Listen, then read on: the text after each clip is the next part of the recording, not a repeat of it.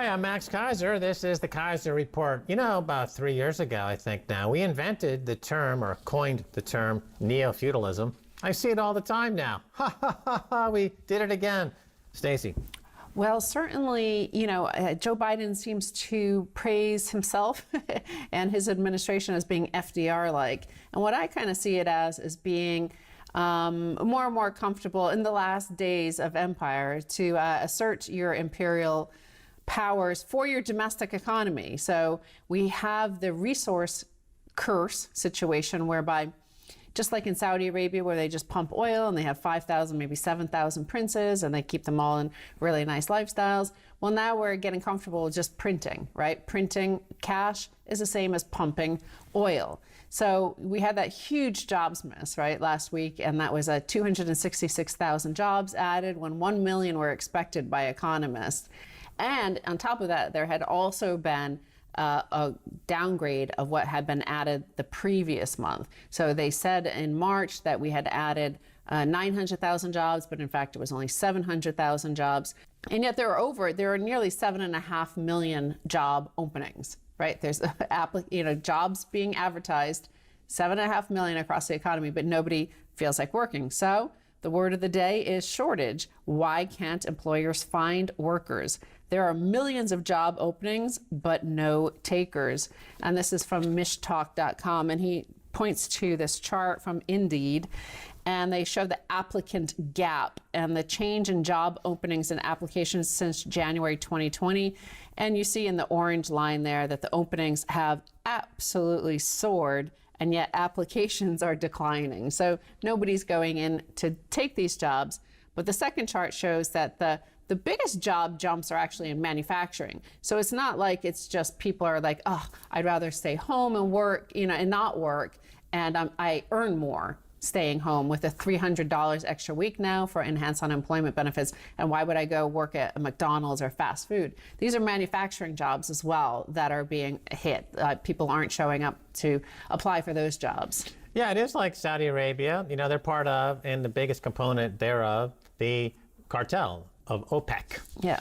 And the U.S. is the biggest component in the cartel known as U.S. dollar global hegemony. Mm-hmm. And back in the Depression, of course, there were no jobs and people went hungry. Here we've got millions of jobs and people are still going to go hungry because the inflation that's being unleashed is monumental, and food is getting out of reach for many people, and also energy costs. So whether it's an inflationary depression or deflationary depression, when you put central planners in charge, the result is always the same: total economic malfunction. I kind of think as well that the game theory that happened that forced the U.S. off the gold standard in 1971 was, unfortunately, the French were very good at it. Because they're good at figuring out ways of not ever having to work, right? And getting paid. And the French were watching and understanding what was going on, so they called their gold back. And the same thing is like, everybody knows that there's an exorbitant privilege to this, right? On one hand, for the elite. On the other hand, there's the Triffin dilemma and the absence, the basically hollowing out of manufacturing that had to happen post-gold standard. So, but that exorbitant privilege, we pretended for a long time here in the U.S. that it was only like, we tried to contain it, that it was not nationwide. It wasn't for 340 million Americans. But now it seems to be that they've just like given up that pretense. They've just said, okay, we'll all stay home and live like a hedge fund manager, right? Oh, right, exactly true. Millions of Americans now understand how hedge funds live, like Ken Griffith at Citadel. Who has Ben Bernanke on the board. They get these transfer payments from the government, free money at 0% interest. And they use it to speculate, and if they win, they keep the money, and if they lose, they get bailed out. So same thing with millions of Americans now. They're getting transfer payments from the government, they're getting checks directly from the government, and they use that to go speculate on these day trading apps. And if they lose money, they're banking on just getting more checks. And of course, they will get more checks because they've started a cycle now where they can't really stop sending the checks because, one, it would cause immediate social cohesion risk, i.e. insurrection, and B, it would mean that banks go under, and the banks, of course, don't want to go under, and they're the ones calling the shots. There's still the game theory of whether or not China will continue to send us goods, whether they'll continue manufacturing for us and sending it. And, you know, it also is a similarity to the end of the Spanish Empire when, you know, they ruled the waves in the Latin America, South America region and just plundered the gold. And the same thing happened there, whereby Spanish themselves ended up not having to work and they just brought in French people to till their farms and do things like that. And that's where, I mean, we've already had the exporting of all our manufacturing jobs, and that, as we say all the time, is innovation and growth and progress happens on the factory floor. We don't have that anymore, but now we don't even have people working in a McDonald's and figuring out, you know, customer service or something. Like there's this is the next level. This is like the end of the Spanish Empire days. This is what happened there, and it could be what's happening now. Right, so you've got the end of the Spanish Empire, the end of the British Empire, the end of the Roman Empire, and you have some similarities, some differences, but the Thucydides trap, we talk about the rise of one nation, in this case China, and the fall of the ruling at the time, this case the United States. We've got all those kinds of things happening right now. The people who are least informed about this are the Americans themselves, because the cable news network, of course, the corporate news, it's not in their interest to actually prepare people for this. They're just considered to be expendable. Remember, Hillary Clinton called them deplorables. I think what she really meant was that they're expendable. So we're pumping dollars like the Saudis pump oil, and I'll show you the data in this headline here.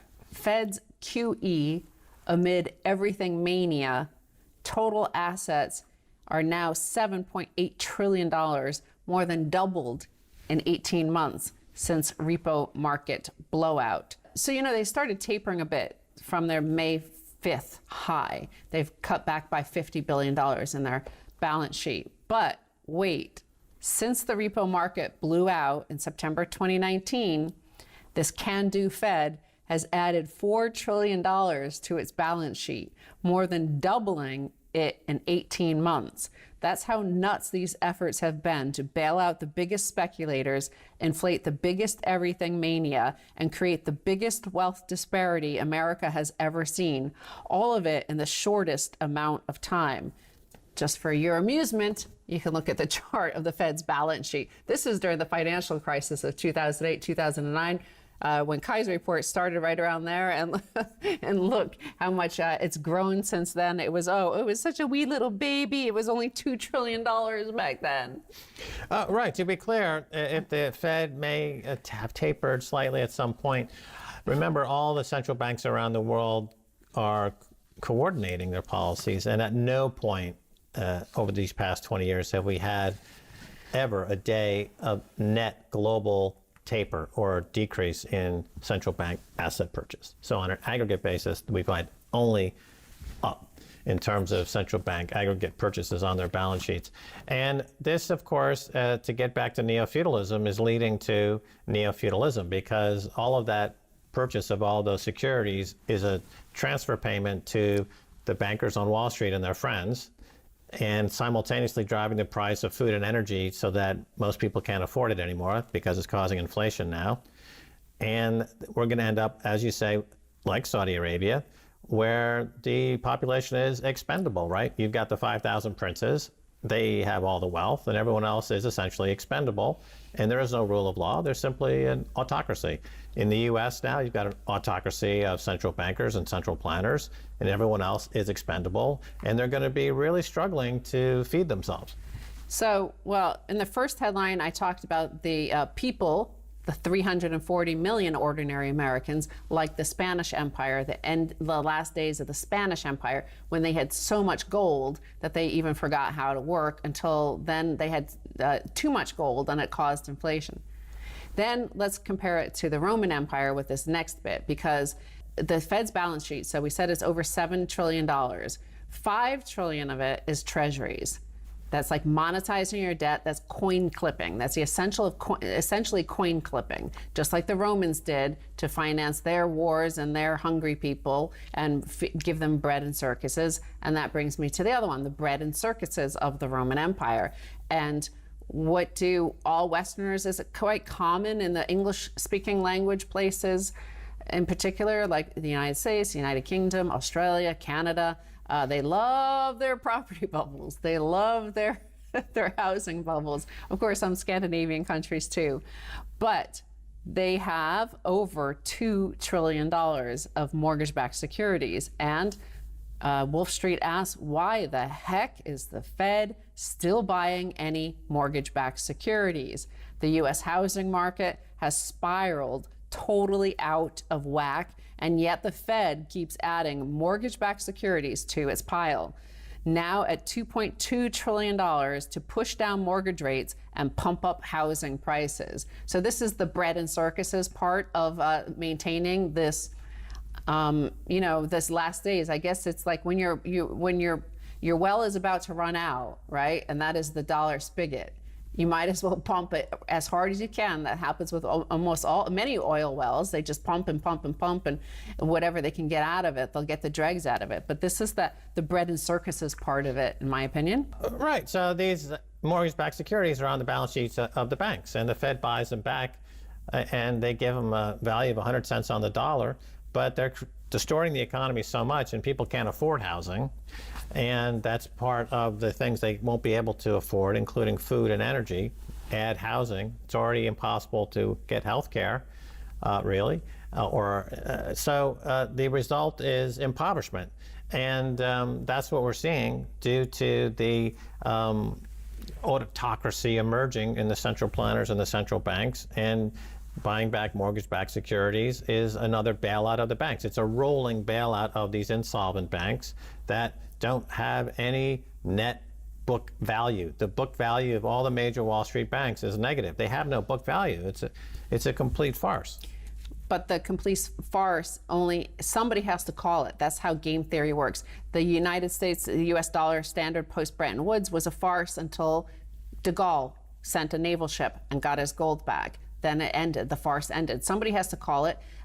Not everybody could live, I mean, Americans, this living off your house price gains is something new to Americans. That's something we saw for a long time in the UK. We witnessed it, like lots of our friends who just extract equity from their house prices, which were going up 2 or 3 times the average wage in the United Kingdom. So if you have a property, you happen to have bought it in the 80s, then you were sitting pretty and not having to work. But eventually somebody has to work, and somebody, if you're working, you want to make sure, like, hey, why does everybody else in the world, why do these billions of people get to sit around on my hard labor?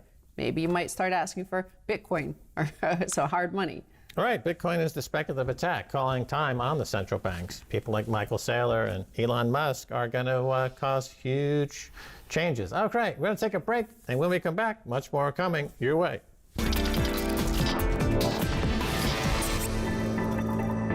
Welcome back to the Keiser Report. I'm Max Keiser. Time now to turn to Aleks Svetski. He's the founder of Amber app. Check it out. He also wrote a piece that's really interesting here. Fiat, fascism, and communism. This is our second little segment here. Aleks, welcome back. Thank you, Max. All right. So now in this piece, and you recently tweeted that Ethereum is the state-sponsored attack on Bitcoin. So Ethereum is a crypto coin. It's not Bitcoin.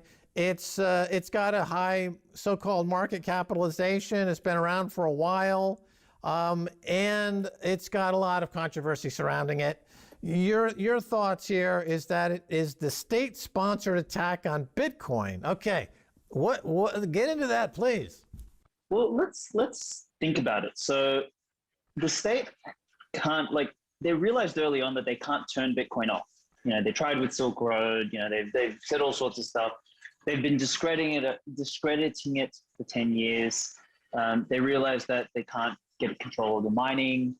You know, we saw what happened with UASF. You know, so they couldn't co-opt it from a block size. So that sort of this Bitcoin survived all of these different attacks. And I was sort of thinking through the other day, because I did a tweet prior to this one a couple of days ago where I said I haven't logged into Coin Market Cap for like 2 years at least, and I can't believe what's on there at the moment. I looked at it, I was like, geez, there's the world lost its mind once again, and I saw how what Ethereum's market cap is at the moment, I thought, whoa, like it's ridiculous. And I started thinking about, what does Ethereum represent? And I thought, okay, you've got a couple nodes who they tried to change Bitcoin and they couldn't. So they decided to print their own version of their own digital fiat, which is effectively what Ethereum is. So they go and do that, and they get themselves a little wonder boy, Vitalik, who fits the archetype of the Silicon Valley genius because he's got he's somewhere on the spectrum, and people don't understand what he's talking about. So he seems like he's someone smarter, kind of like Elizabeth Holmes from Theranos, and sort of how she positioned herself. So sort of step one is create that, and then create a bit of a buzz around Bitcoin's success and say, look, this is the next Bitcoin, and try and sort of co-opt and create all these kind of Silicon Valley-esque marketing messages around World Computer or raising money for, the people who couldn't invest in things before, and all this sort of madness, I guess, that we've seen in the last couple of years. So that's sort of step two, is you got Silicon Valley backing, which gives it this kind of feeling of legitimacy, particularly in the light of the rise of Tesla and the FANG stocks and everything else that's happening on NASDAQ. So then what happens is millions of people around the world who don't understand money, like we said in the previous segment, is, people they accept the toilet paper issued to them by governments, and they assume that that's a good place to, good mechanism through which to measure the product of their labor. So they don't question what money is. So they sort of like have this weird blend of, Ethereum's like Bitcoin, but it's like a company because it's like Silicon Valley and there's like a wonder boy there. So they kind of blend all of this together. I have no idea what they're buying. So they just put a bunch of capital into it. And you end up having all of these people holding this centrally managed digital fiat that's issued by a group of developers who pre-mined it, who kept the bulk of it for themselves. And then what you get is the state comes in and says, this is great. Instead of us having to build a central bank digital currency from scratch, let's just partner with these guys. Let's just take them over and tell them what to do, because unlike Bitcoin, we can hold the head of this snake and we can tell it what to do. We can direct it. Like with Bitcoin, we can't do that. So the best, I think, attack vector to sort of discredit Bitcoin and to drive capital away from Bitcoin is through something like Ethereum. I think it's a master stroke, and it's the best chance the state has to try and fight Bitcoin. Right. Well, what is clear is that unlike Bitcoin, Ethereum and other Ethereum-like projects like Cardano, they're not decentralized. They're not decentralized. They're centralized. For example, in Ethereum's case, something like 25% of the servers are on Amazon Web Services. So I think it's more like 75, but anyway. Okay. Well, the point being that it could be simply taken over or shut down, or it's not. People, the point I think that you need to make here, that you're making, is that people kind of put it in the same basket as Bitcoin, but it's not. It's something really, whether it's Ethereum or Cardano or XRP or any of these other coins, their closest analog is fiat money. It's just another form of fiat money. 100%. 100%. Right? And you're suggesting that a bad state actor could easily co-opt this unholy digital fiat money substitute.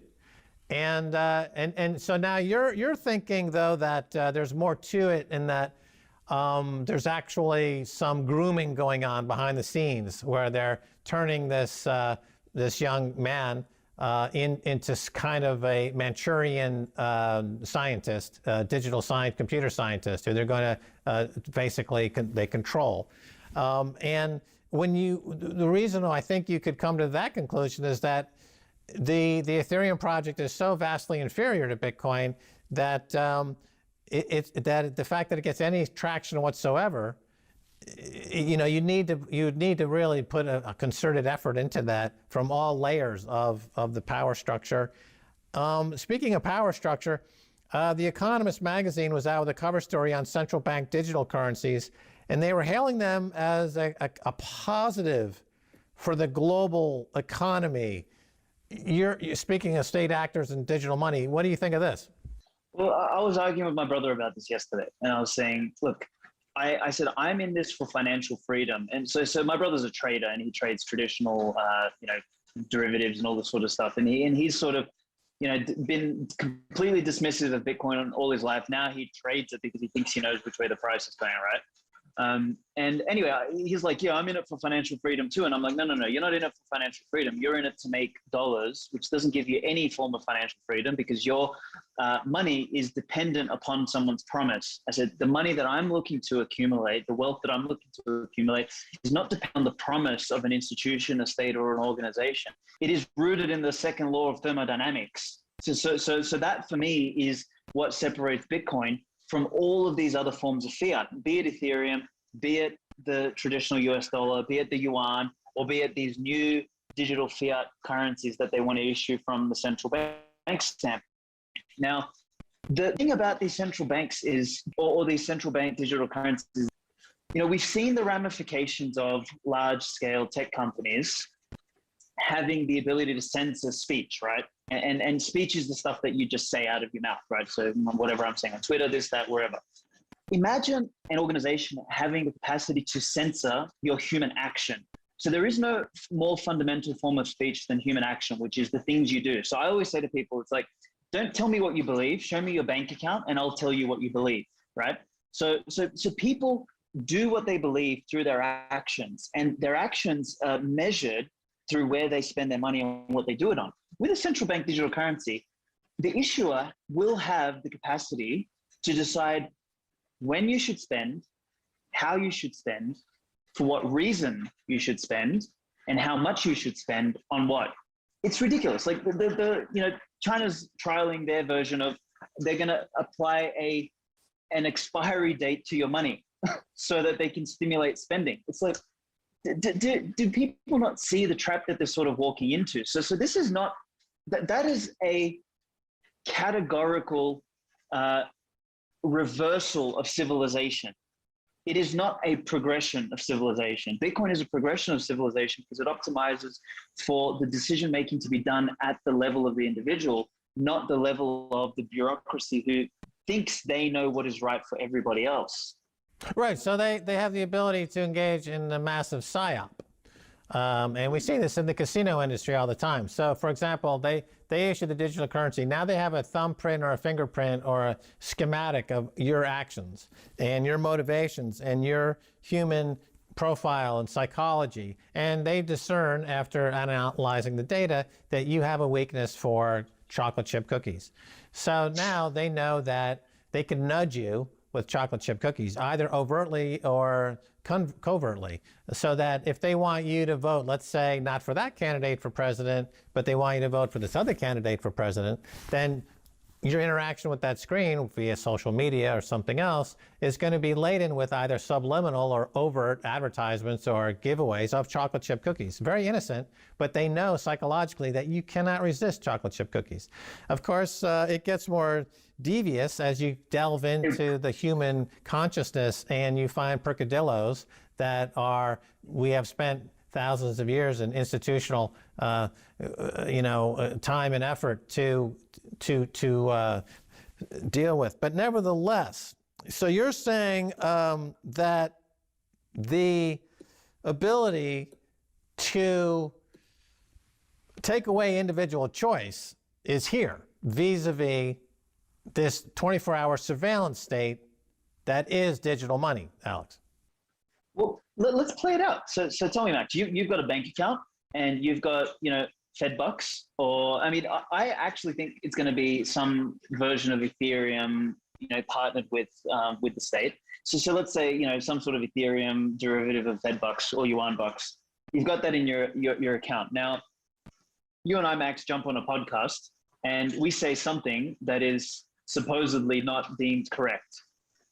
Well, instead of just shutting down our channel, they'll just shut down our bank account, and for a week you can't buy groceries. So what are you going to do? Go and steal the groceries? You go and do that, then you end up in jail. So it's like it is the ultimate form of control. There is no better form of complete control over an individual than the control over their money. and their money is the representation of their human action. So you can specifically tell someone what to do and what they cannot do through that. So I just think that that's such a dangerous pathway for humanity and for civilization. And like, we have to fight back against that. And that's what Bitcoin represents. It's a pushback against fiat. Right, and here in the States, some states are pushing back. With Wyoming, Miami, and Florida, and elsewhere, the politicians are aware of this, and they're kicking these scoundrels out. But anyway, Aleks, we're out of time. Thanks so much for being on Keiser Report. Thank you, Max. Appreciate it.